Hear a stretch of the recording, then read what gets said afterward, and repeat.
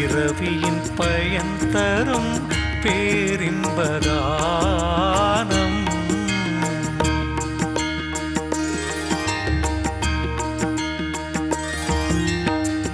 அருளுடன் பொருள் தரும் ஆனந்த கீதம்.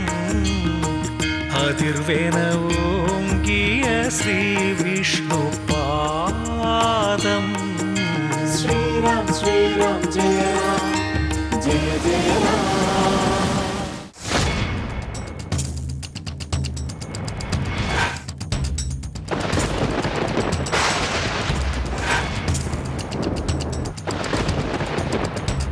உன்னை அங்கேயே நில் என்றேன், இல்லையே?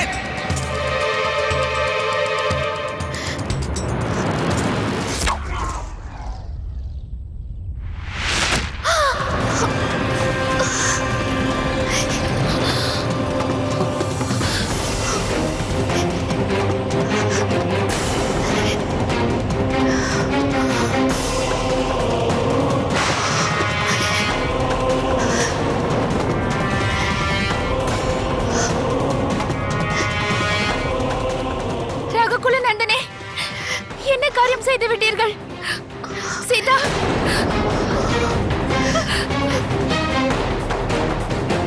சீதா, கண்ணை திறந்து பார் சீதா.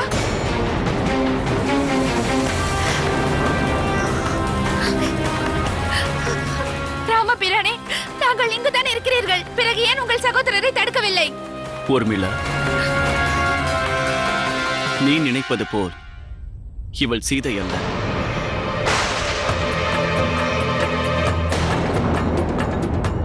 ஆம் ஊர்மிளா, இந்த துஷ்டன் உனது சகோதரி அல்ல. வேண்டாம் லக்ஷ்மணரே, என் சகோதரியின் உயிரை பறிக்க நான் அனுமதிக்க மாட்டேன். ஊர்மிளா, தாங்கள் எதுவும் கூறாதீர்கள். தங்கள் கோபத்தை சற்று கட்டுப்படுத்துங்கள். கோபம் உங்கள் மரியாதையை குலைத்துவிடும். லக்ஷ்மணா, அண்ணா, இந்த துஷ்டன் மாயாவி உங்களை...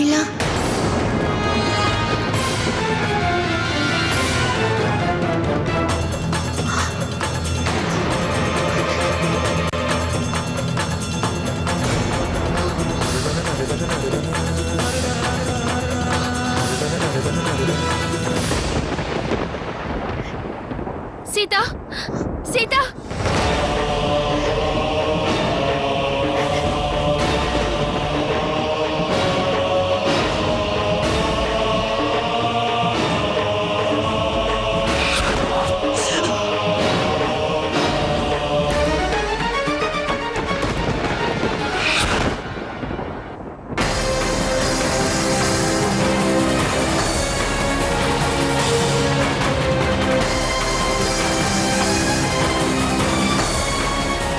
இவன் தான் அரக்கன் பானாசுரன். சீதையின் ரூபத்தில் இங்கு வந்துள்ளான். ஆனால் இவன் எதற்காக இங்கு வந்தான்? இவன் சீதையை கடத்திச் சென்று அவளை மனம் முடிக்கலாம் என்று எண்ணினான்.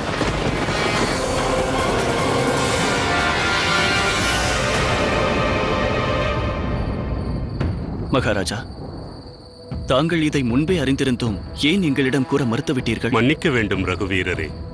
உண்மை என்னவென்றால், பானாசுரனின் இந்த எண்ணத்தை தாங்கள் அறிய வேண்டாம் என நினைத்தேன். அவ்வாறு ஏன் நினைத்தீர்கள்? ஏனென்றால் தாங்கள் எனது மருமகனாயிற்று. ஒருவேளை தாங்கள் ஏதேனும்... மகாராஜா, தவறு செய்துவிட்டீர்கள். இதை பற்றி முதலில் எங்களிடம் கூறியிருக்க வேண்டும். ஏனென்றால் மணப்பெண்ணையும் அவள் குடும்பத்தையும் காப்பது மணமகனின் கடமையாகும் அல்லவா?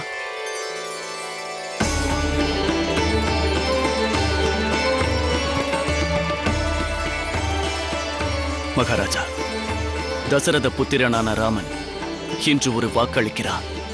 தங்கள் 4 புதல்விகளும் என்றும் பாதுகாப்புடன் இருப்பார்கள்.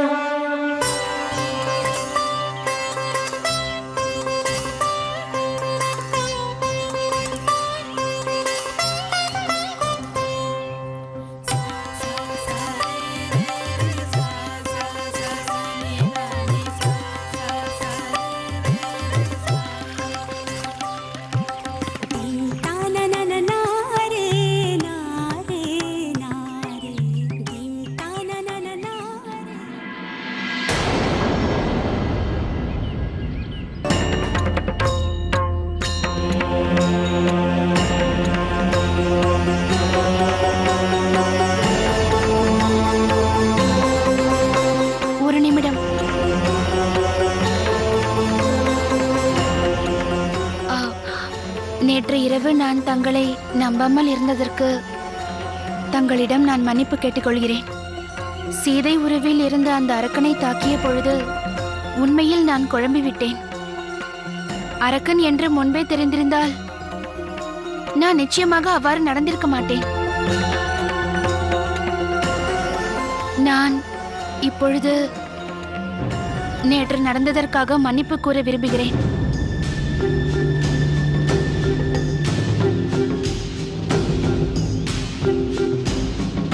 என் அண்ணனை ஆபத்திலிருந்து காக்க வேண்டிய கடமையை மட்டும்தான் நேற்று நான் செய்தேன். இதில் தாங்கள் என்னிடம் மன்னிப்பு கேட்க வேண்டிய அவசியம் கிடையாது. இன்றைக்கு மட்டுமல்ல, என்றென்றுக்கும்.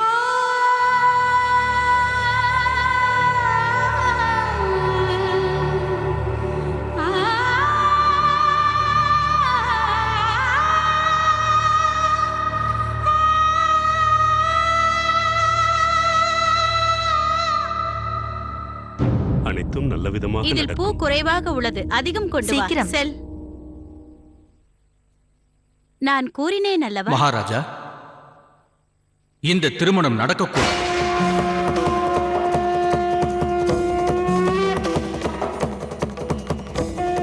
ராமனுக்கும் சீதைக்கும் திருமணம் நடக்கக்கூடாது.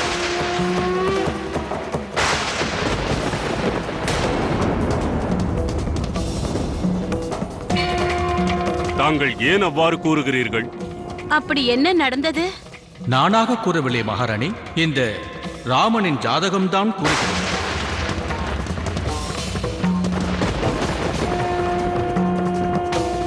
சீதையின் ஜாதகத்தை பார்த்தீர்களா? ஒரு முறை அல்ல, 3 முறை பார்த்து விட்டேன். சீதையை கடத்திச் செல்ல பாணாசுரன் வந்தான் அல்லவா? அந்த சம்பவத்தை கருத்தில் கொண்டு நான் இந்த இருவர் ஜாதகத்திற்கும் பொருத்தம் பார்த்தேன். ராமனின் ஜாதகத்தில் செவ்வாய் தோஷம் இருக்கிறது.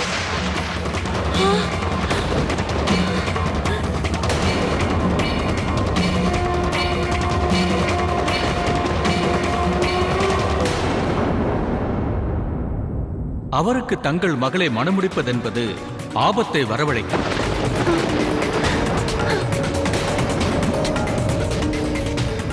ஒருவேளை அவர்கள் இருவரும் ஒன்றிணைந்தார்கள் என்றால் என்ன என்னவாகும்? அதன் பிறகு சீதையின் மன வாழ்க்கையில் மகிழ்ச்சியே இருக்காது.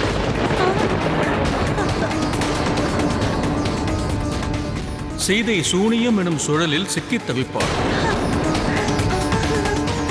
அதோடு அவள் பல போராட்டங்களை எதிர்கொள்ள நேரிடும்.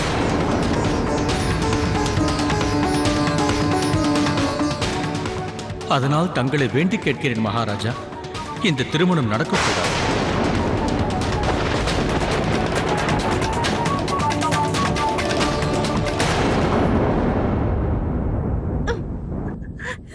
சீதா, மகாராஜா வாழ்க. மகாராஜா, மணமகன் வீட்டார் அரண்மனையை நெருங்கி விட்டார்கள்.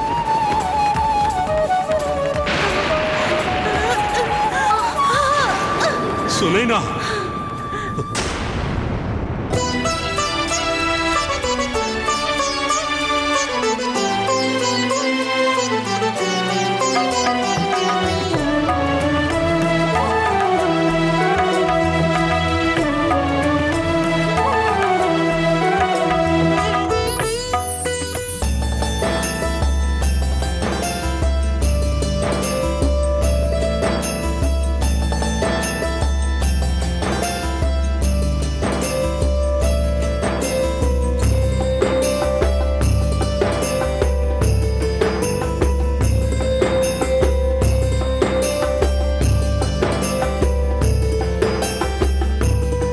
அயோத்தியின் அரசரே, மிதிலை தங்களை வரவேற்கிறது. தங்களைப் போன்ற ஒரு தர்மசீலர், பலசாலி, சக்திசாலி, நியாயாதிபதி, நீதிமான் எனது மிதிலையில் காலடி எடுத்து வைத்து இதை புண்ணிய பூமி ஆக்கிவிட்டீர்கள். ஜானகியை என்ற ஜனகரிடம் ஒன்று கூற விரும்புகிறேன். தங்கள் மகளை மருமகளாக்கிக் கொள்வது எங்கள் ரகுகுலமே மிகவும் பெருமைப்படுகிறது.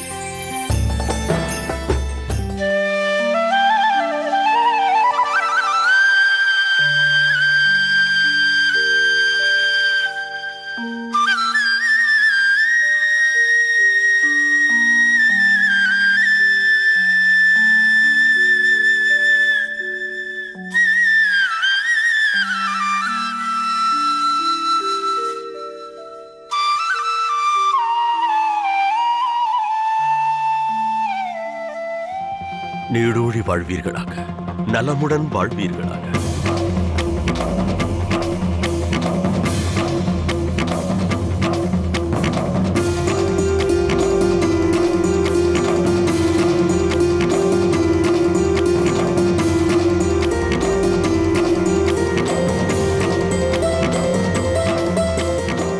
உன்னை கண்டவுடன் தான்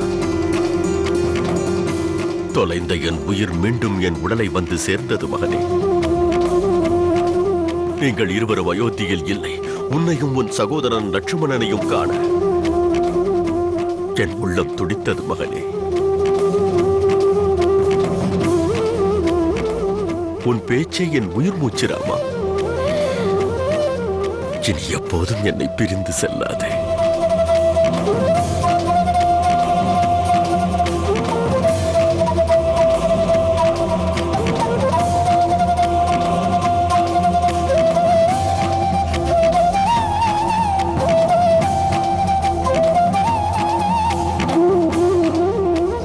பிரம்ம ரிஷி உங்கள் நால்வர் திருமணத்தை பற்றி என்னிடம் கூறினார். பிரம்ம ரிஷியின் ஆணையை சிரம் தாழ்த்தி வணங்குகிறேன். நால்வரின் திருமணமும் ஒன்றாக நடக்கப் போகிறது.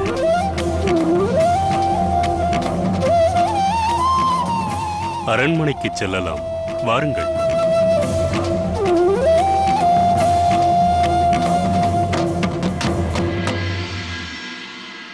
அம்மா,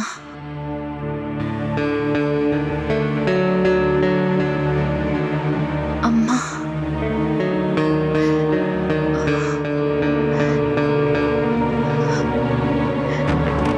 தந்தை அவர்களே, அம்மாவுக்கு என்ன ஆயிற்று?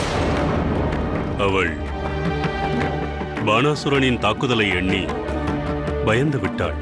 இருப்பினும் தந்தையே, இனி பயம் எதற்காக? பயத்தை போக்க பரந்தாமனே வந்துள்ளாரே. அனைத்து வேதனைகளையும் களைவதற்கு ரகுவீரன் உள்ளாரே.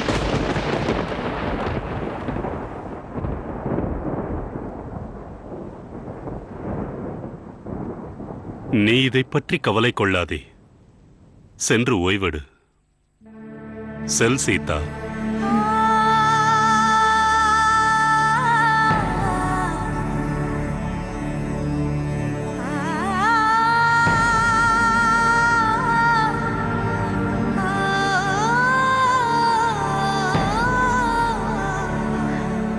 சீதா,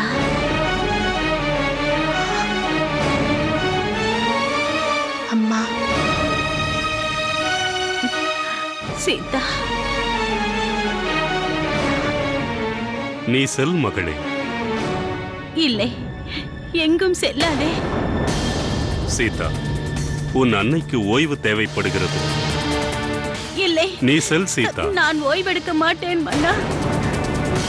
அசம்பாவிதத்தை தடுக்க நினைக்கிறேன்.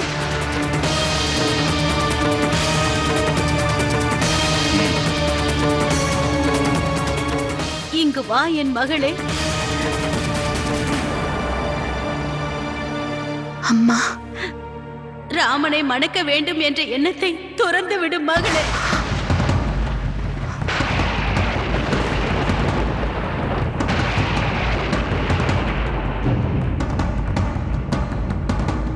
நீ அந்த ராமனை மணமுடிக்க மாட்டேன் என்று எனக்கு வாக்கு கொடு.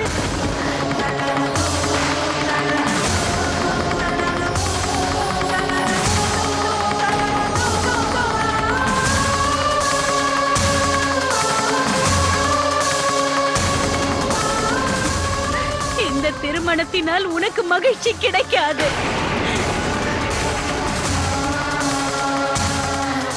ஒன்று சொல்லட்டுமா அம்மா?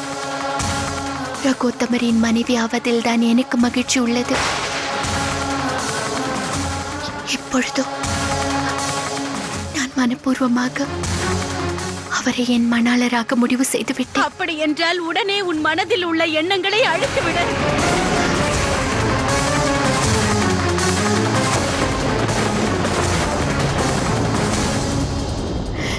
அம்மா, என் உயிரை கேட்டால் உடனே கொடுப்பேன். ஆனால் இப்படி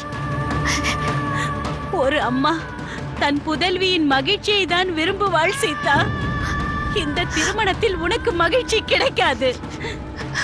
நீ அந்த ராமனை மனம் முடித்தாய் என்றால் உன்னால் மகிழ்ச்சியான ஒரு இல்லறத்தை நடத்த இயலாது.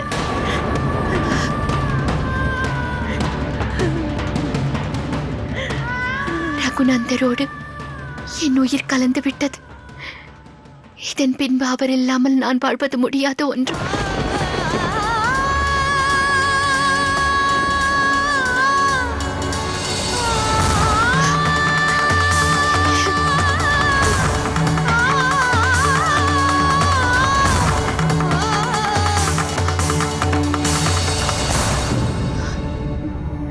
நம் சீதை கஷ்டப்பட போவதை என்னால் காண இயலாது.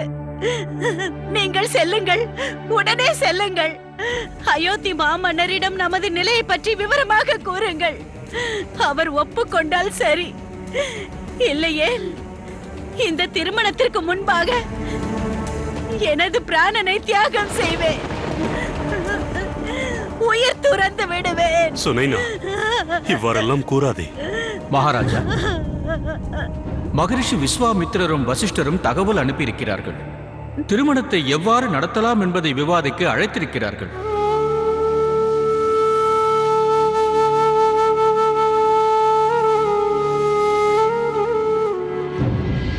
அண்ணா, விவாகத்தை பற்றிய விவாதம் இன்று நடக்கிறதென்றால் விவாகம் எப்பொழுது நடக்கும்?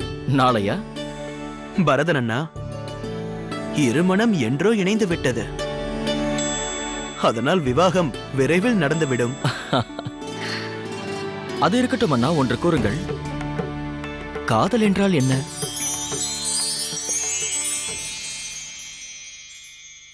பரதா,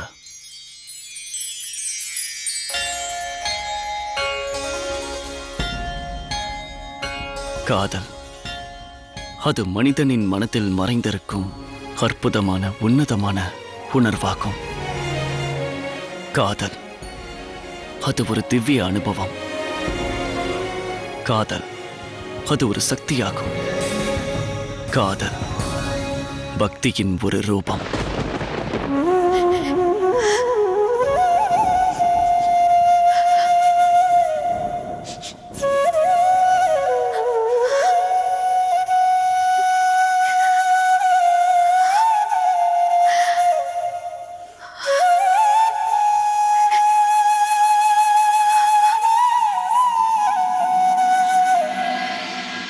காதல் நம்பிக்கையின் இன்னொரு பெயர்.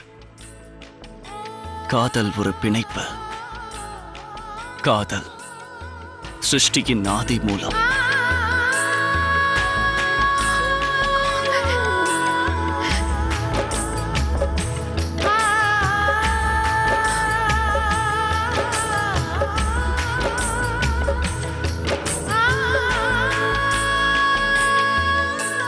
காதல் அது இறைவனின் வரமாகும், ஆசீர்வாதமாகும். காதல் அது ஒரு விதமான ஈர்ப்பு. அந்த ஈர்ப்பின் காரணமாக காதல் உயிரில் ஐக்கியமாகிறது. ராமனை மணக்க வேண்டும் என்ற எண்ணத்தை துறந்து விடும் மகளே. அப்படி என்றால் உடனே உன் மனதில் உள்ள எண்ணங்களை அழித்துவிடு.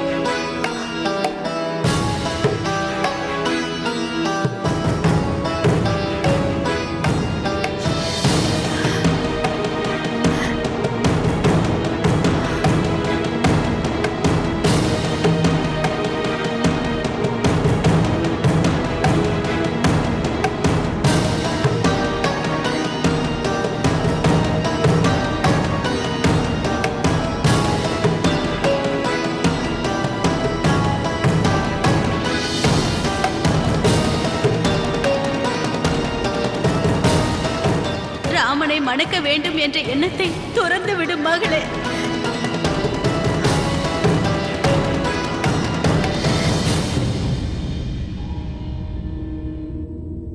சீதா, உன் கண்களில் ஏன் கலக்கம்?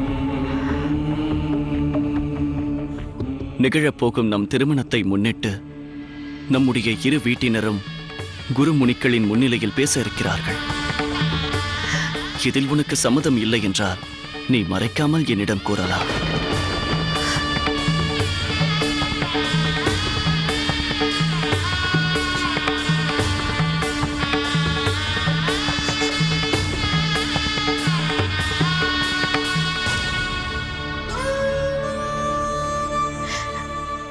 இதற்கான தீர்வு உங்களிடம் மட்டும்தான் இருக்கின்றது ரகுநந்தரே.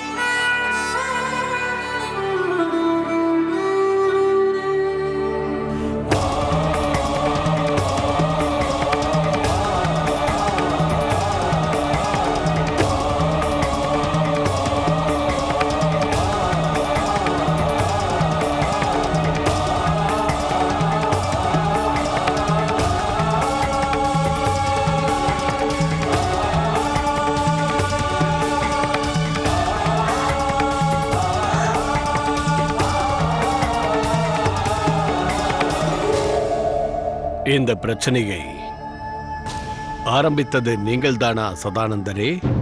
ஆரம்பித்தது நான் அல்ல மகரிஷி. நான் கூறியது ரகுவீரர் ராமரின் ஜாதகத்தில் செவ்வாய் தோஷம் உள்ளது.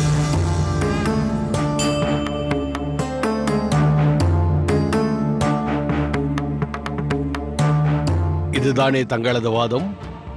ஆமாம். அவன் சக்கரவர்த்தியாக வாழ்வான் என்பதை ஏன் கூற மறந்தீர்கள்? இவை அனைத்தையும் நீங்கள் மிதிலை மன்னரிடம் கூறியிருக்கக்கூடாது. சதானந்தர் அவர்களே, முதலில் நீங்கள் எங்களிடம் வந்தல்லவா இதை பற்றி உரையாடி இருக்க வேண்டும். ஜானகியின் திருமணம் நடைபெற வேண்டும். இது விதிக்கப்பட்டது. அவர்கள் இந்த பூமியில் ஜனித்ததே இணைவதற்காகத்தான். பூர்வ ஜென்ம பலன் அவர்களிடையே உள்ளது. அவ்வாறு இல்லை என்றால் ராமனால் சிவதனுசுவை தன் கைகளில் எளிதில் ஏந்தி நான் ஏற்ற இயலாது.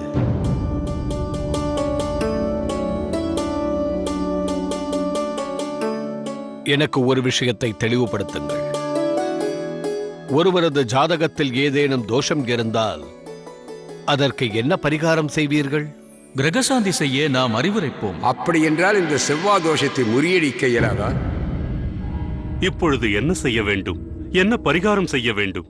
மிதிலை மன்னரே, நாளை முதல் உத்திரட்டாதி நட்சத்திரம் துவங்க இருக்கிறது.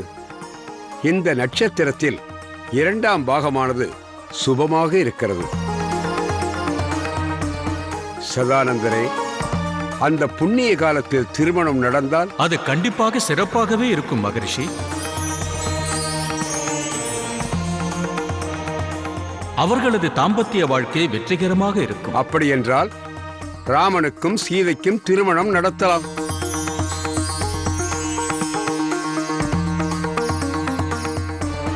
என்னை மன்னிக்க வேண்டும் மகரிஷி.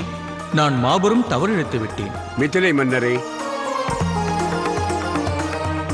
அயோத்தியின் மன்னரே, நாளை முதல் உத்திரட்டாதி நட்சத்திரம் ஆரம்பிக்கப் போகிறது. இந்த உத்திரட்டாதி நட்சத்திரத்தில் 2ஆம் பாகத்தில் ராமனுக்கும் சீதைக்கு மட்டுமல்ல, பரதனுக்கும் மாண்டவிக்கும், ஊர்மிளைக்கும் லக்ஷ்மணனுக்கும், ஸ்ருதி கீர்த்திக்கும் சத்துருக்கணனுக்கும் திருமணம் நடத்தி வைக்கலாம்.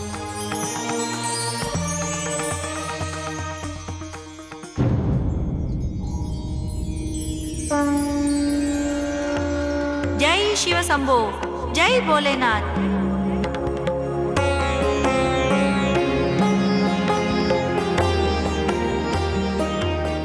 என்ன விஷயம் தேவி? மிகவும் மகிழ்ச்சியாக இருக்கிறாய். வைதேகியின் வைபோகத்திற்கான ஏற்பாடுகள் நடந்து கொண்டிருக்கிறது. ரகுநந்தரான ராமர் மற்றும் சீதையின் திருமணம் உத்திரட்டாதி நட்சத்திரத்தின் அன்று நடக்கப் போகிறதாம்.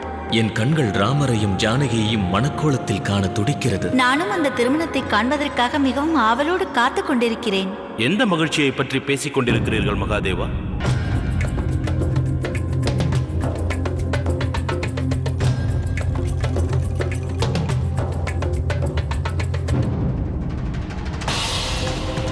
புவியில் அசம்பாவிதம் நடக்கப் போகிறது. ஆனால் நீங்கள் மகிழ்ச்சியோடு இருக்கிறீர்கள். எந்த அசம்பாவிதத்தை பற்றி கூறுகிறீர்கள் தேவேந்திரா? ராமருக்கும் சீதைக்கும் நடக்கவிருக்கும் திருமணத்தை பற்றிதான். அயோத்தி மன்னரும் நிதலை மன்னரும் ஒரு தீர்மானத்திற்கு வந்துள்ளார்கள். இத்திருமணம் உத்திரட்டாதி நட்சத்திரத்தில் நடக்கப் போகிறதாம். இதில் என்ன அசம்பாவிதம் இருக்கிறது? நாராயண நாராயண. தாயே பார்வதி, பரந்தாமனின் அவதாரமான ஸ்ரீராமனின் திருமணம் உத்திரட்டாதி அன்று நடந்தேறியது. தாங்கள் அனைவரும் இப்பொழுது என்னதான் விரும்புகிறீர்கள்? ராமரும் சீதையும் மகிழ்ச்சியுடன் இருப்பதை விரும்பவில்லையா?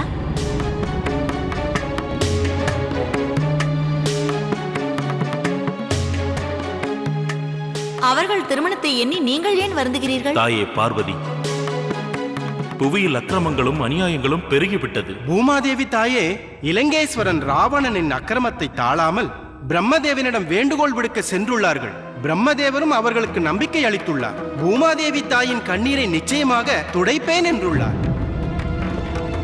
ஒருவேளை ராமரின் இல்லற வாழ்க்கை மகிழ்வுற்றது என்றால் அவர் அயோத்தியை துறந்து வெளியேறவே மாட்டாரே. தீமையின் அழிவை நீங்கள் விரும்பவில்லையா தாயே? நான் ராமர் சீதையின் இல்லற வாழ்க்கை மகிழ்ச்சியாக இருக்க வேண்டும் என்று கருதுகிறேன்.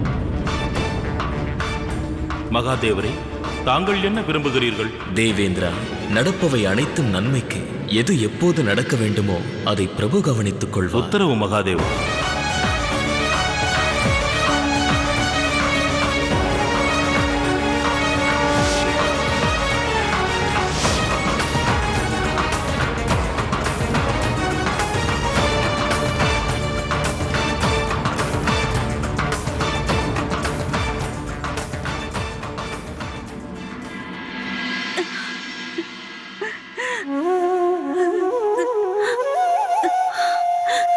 மகாராஜா,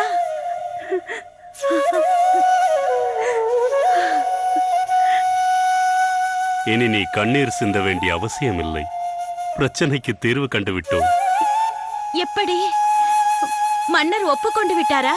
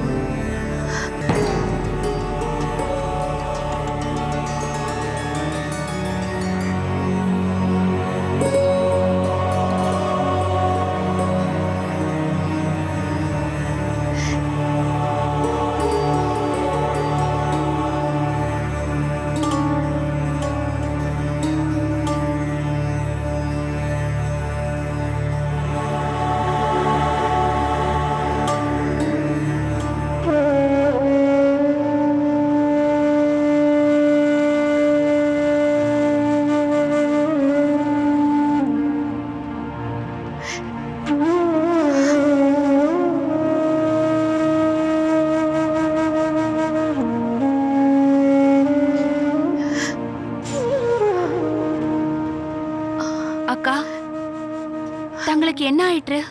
கூறுங்கள் அக்கா, என்ன ஆயிற்று? ஊர்மிளா, நமது பெற்றவர்கள் நமது திருமணத்திற்கு என்ன நடந்தது என்று கூறுங்கள். என்ன திருமணம்? இல்லை, அனுமதிக்க மாட்டார்கள். திடீரென ஏன் இவ்வாறு தீர்மானித்தார்கள்? ரகுவீரரின் ஜாதகத்திற்கும் என் ஜாதகத்திற்கும் பொருத்தம் இல்லையா? ஆகையால் திருமணம் நடக்காதே. அந்த பிரச்சனைக்கான தீர்வு கிடைத்து விட்டது சீதா. நாளை உனக்கும் ராமனுக்கும் திருமணம். அம்மா, உண்மையாகவா?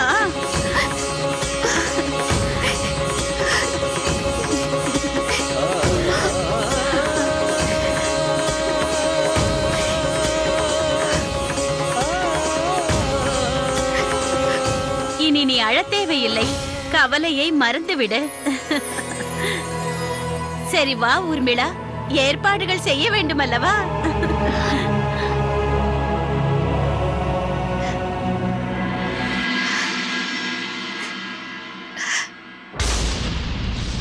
இல்லை, இந்த திருமணம் நடக்கக்கூடாது.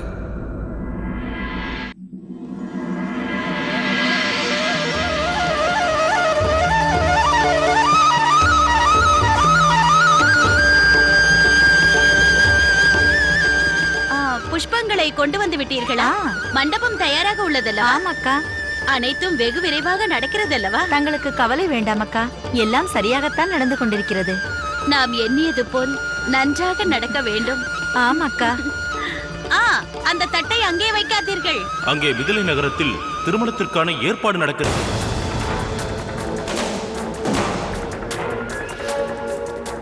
இந்நிலையில் நாம் என்ன செய்ய வேண்டும் என்று எவருக்கும் தெரியவில்லை.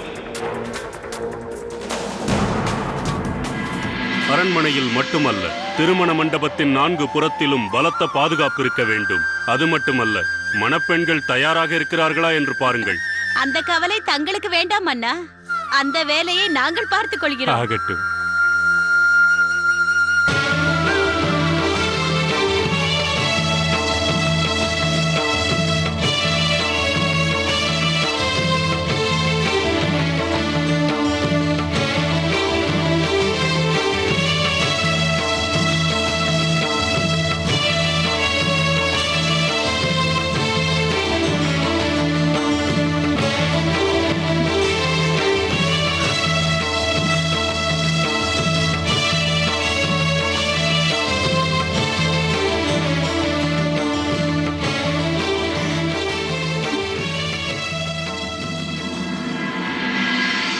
இவ்வாறு எதுவும் செய்யாமல் நின்றோம் என்றால் விரைவில் அங்கு திருமணம் நடந்தேறிவிடுமே.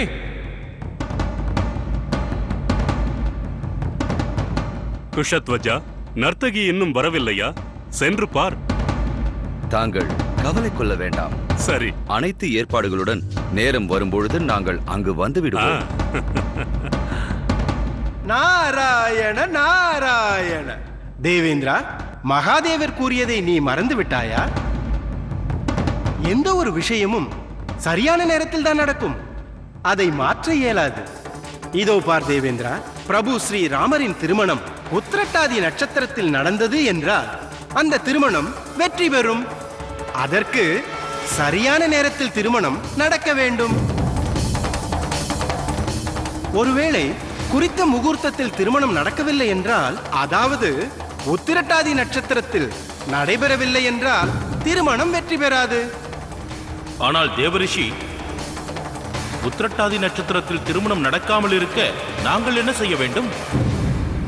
தேவேந்திரா, உன் அரியணையை அடைய வேண்டும் என்ற ஆசையில் எவரேனும் தவம் செய்தால் அப்பொழுது நீ என்ன செய்வாய்?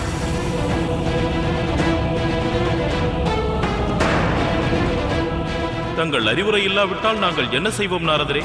தங்கள் மார்க்க தரிசனத்திற்கு எங்கள் வணக்கம். நான் உடனே என்னுடைய அப்சரஸை அனுப்புகிறேன். நீ அனுப்பும் அப்சரஸ் தர்பாரில் வீற்றிருக்கும் அனைவரையும் மயக்க வேண்டும். சில நொடிகளுக்கு மட்டும்தான் திருமணம் நடைபெறவிருக்கிறது என்பதையே அவர்கள் மறந்துவிட வேண்டும். அப்பேற்பட்ட அப்சரஸ் யார்?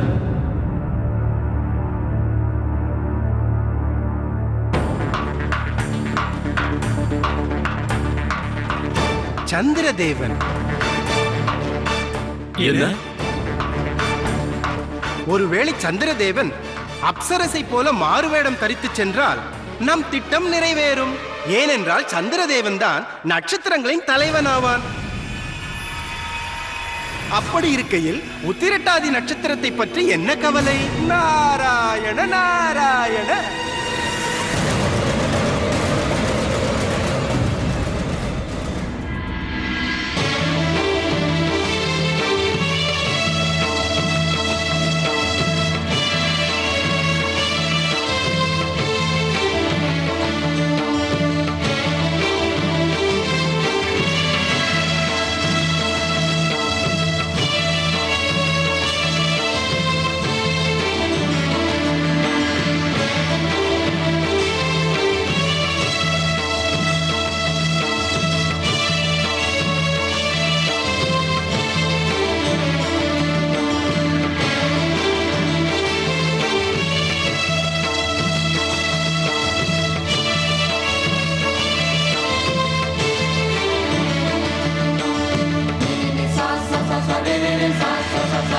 sa sa sa sa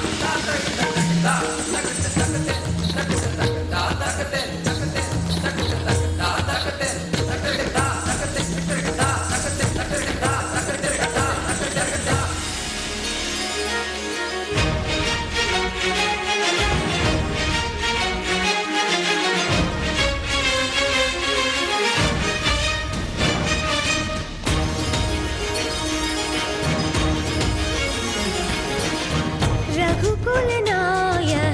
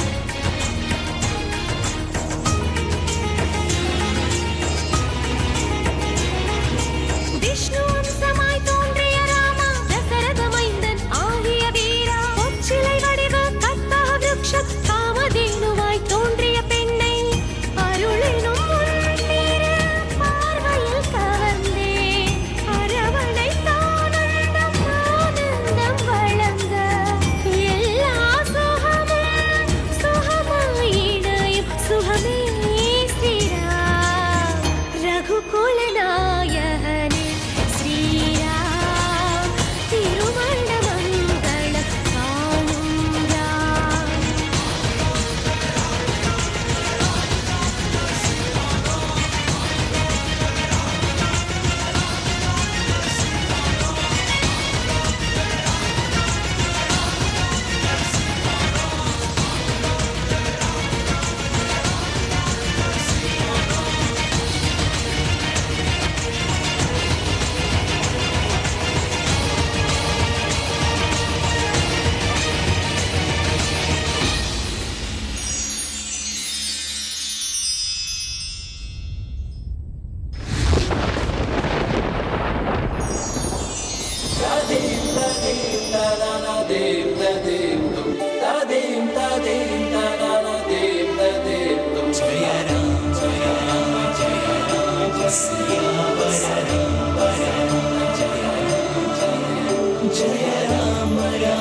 जय राम सियावर राम राम जय